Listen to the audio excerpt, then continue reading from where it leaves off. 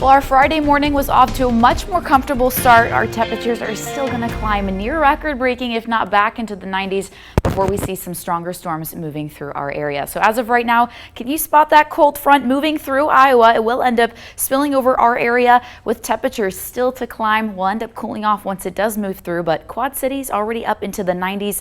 Here back home, we are on our way there. Most of us already into the upper 80s.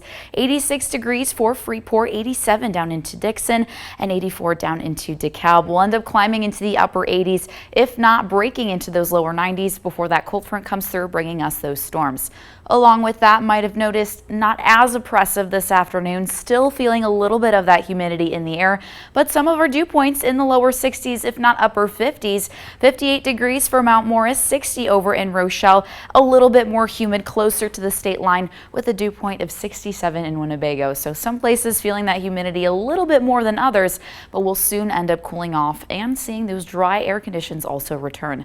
We are on track to break that record. We did do so the last 3 days. We were in the 90s since Tuesday, likely to make our way there. That record was set back in 91 for today with a high of 88 degrees. We're forecasting to reach into those lower 90s before that cold front brings us this severe potential. So has been updated a couple times, but today's outlook where it stands right now, likely to see the best chance for some stronger to severe storms in this yellow shading, a 2 out of 5. That does include all of Joe Davie Carroll, portions of Whiteside, and even Stevenson County. The rest of us a 1 out of 5, as you'll see those storms moving from west to east, slowly dying down the closer they get to I-39. So what risks are on the table? We're talking about likely damaging wind gusts, a very small risk for large hail, along with some localized flooding. May see some brief downpours with these storms as they track through our afternoon. So shaping it all out here on Future Track, likely to see a lot of this activity after the 6 o'clock hour. We'll have these storms pass over the Mississippi, really fire up primarily the western half of our area. The closer they get eastward, the more they end up becoming a little bit more widespread.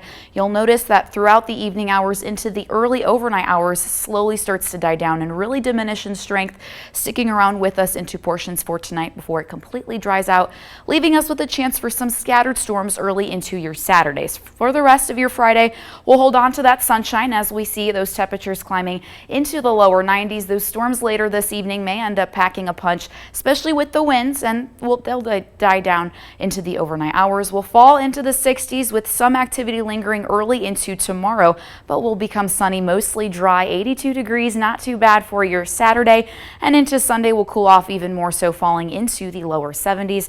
Can expect some rain into Sunday before we see sunshine returning on both Monday and Tuesday.